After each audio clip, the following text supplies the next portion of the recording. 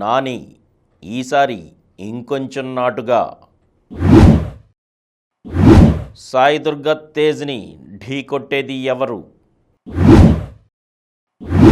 వేసవిలో ఆదిత్య 369 తెలుగులో వస్తున్న ఛావా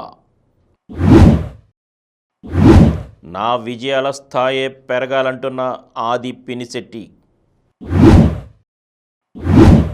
నాని ఈసారి ఇంకొంచెం నాటుగా దసరా సినిమాతో ప్రేక్షకుల్ని ఆశ్చర్యానికి గురి చేశారు నాని, శ్రీకాంత్ ఓదెల. ఎవరు ఊహించిన అవతారంలో నాని ఇమేజ్ని తెరపై ఆవిష్కరించారు దర్శకుడు శ్రీకాంత్ ఓదెల. ది ప్యారడైజ్ చిత్రంతో మరోసారి దసరా బృందం జట్టు కట్టి రంగంలోకి దిగింది. బోల్డ్ అండ్ వైల్డ్ అంటూ ఈసారి ఇంకొంచెం నాటుగా నానిని తెరపై చూపించనున్నట్టు సమాచారం. మార్చి 3న ఈ సినిమా గ్లిమ్స్ని విడుదల చేయనున్నారు. సికింద్రాబాద్ నేపథ్యంలో సాగే కథ ఇది. నాని అవతారం, ఆయన సంభాషణలు సినిమాపై మరింత ఆసక్తిని రేకెత్తించనున్నట్టు సమాచారం. సాయి దుర్గా తేజ్ని ఢీకొట్టేది ఎవరు? సాయి దుర్గా తేజ్ తన కొత్త చిత్రం కోసం కండలు పెంచిన దేహాన్ని సిద్ధం చేశారు. యోధుడిగా కండలు చూపిస్తూ ఇప్పటికే రణభూమిలోకి దిగారు. ఇక అసలు విలన్ రావడమే ఆలస్యం, ఢీ కొట్టేందుకు రెడీ అంటున్నారు. ప్రస్తుతం చిత్ర బృందం ప్రతినాయకుడి అన్వేషణలోనే ఉంది. సాయి దుర్గా తేజ్ కథానాయకుడిగా కొత్త దర్శకుడు రోహిత్ కేపీ తెరకెక్కిస్తున్న చిత్రం సంబరాల ఏటిగట్టు. ఐశ్వర్యలక్ష్మి కథానాయిక, కె నిరంజన్ రెడ్డి, చైతన్య రెడ్డి నిర్మిస్తున్నారు. ఇందులో ప్రతినాయకుడిగా మొదట ఓ యువ కథానాయకుడి పేరుని పరిశీలించారు. తాజాగా ఆయన స్థానంలో బాలీవుడ్ నటుడు సంజయ్ దత్ని ఎంపిక చేసుకునే ప్రయత్నంలో చిత్ర బృందం ఉన్నట్టు తెలుస్తోంది. వేసవిలో ఆదిత్య 369 తొలి భారతీయ సైన్స్ ఫిక్షన్ చిత్రంగా, తొలి టైం ట్రావెల్ కాన్సెప్ట్తో తెరకెక్కిన చిత్రంగా ఆదిత్య 369 చరిత్రకెక్కింది. బాలకృష్ణ కథానాయకుడిగా సంగీతం శ్రీనివాసరావు దర్శకత్వంలో రూపొందిన సినిమా ఇది. శివలంక కృష్ణప్రసాద్ నిర్మించారు. నేటి సాంకేతికతకి అనుగుణంగా 4K డిజిటల్ హంగులద్దుకున్న ఈ సినిమాని వేసవిలో రిలీజ్గా ప్రేక్షకుల ముందుకు తీసుకొస్తున్నట్టు నిర్మాత శివలంక కృష్ణప్రసాద్ తెలిపారు. ఆయన మాట్లాడుతూ, ఎన్నిసార్లు చూసినా కనువిందు చేసే ట్రెండ్ సెట్టింగ్ చిత్రం ఇది.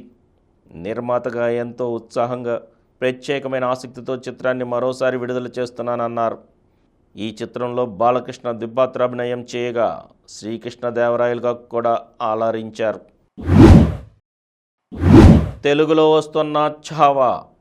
హిందీలో విడుదలై విజయవంతంగా ప్రదర్శితమవుతున్న ఛావా తెలుగులో అనువాదం అవుతోంది.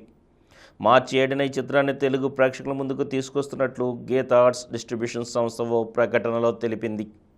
సంభాజీ మహారాజ్ వీరగాథగా రూపొందిన ఈ సినిమాలో విక్కీ కౌశల్ ప్రధాన పాత్రధారిగా నటించారు. యేసుబాయ్ భోన్స్లే పాత్రలో రష్మిక నటించారు.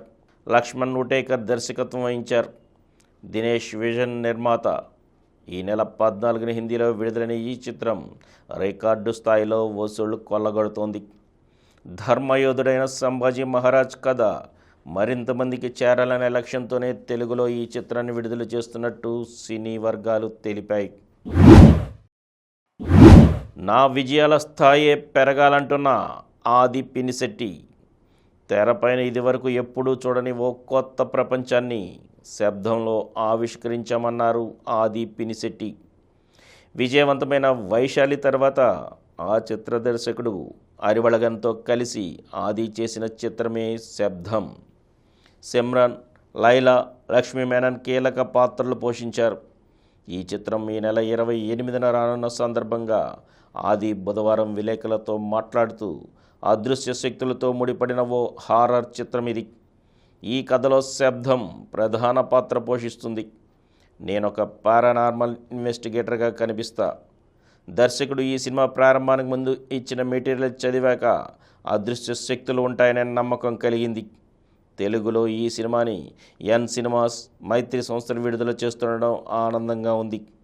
ఇప్పటి వరకు చేసిన చిత్రాల్లో మంచి నటుడిగా పేరు వచ్చింది. నాకు దక్కుతున్న విజయాల స్థాయే పెరగాలి. ఆ దిశగానే అడుగులు వేస్తున్నానన్నారు ఆది పినిశెట్టి.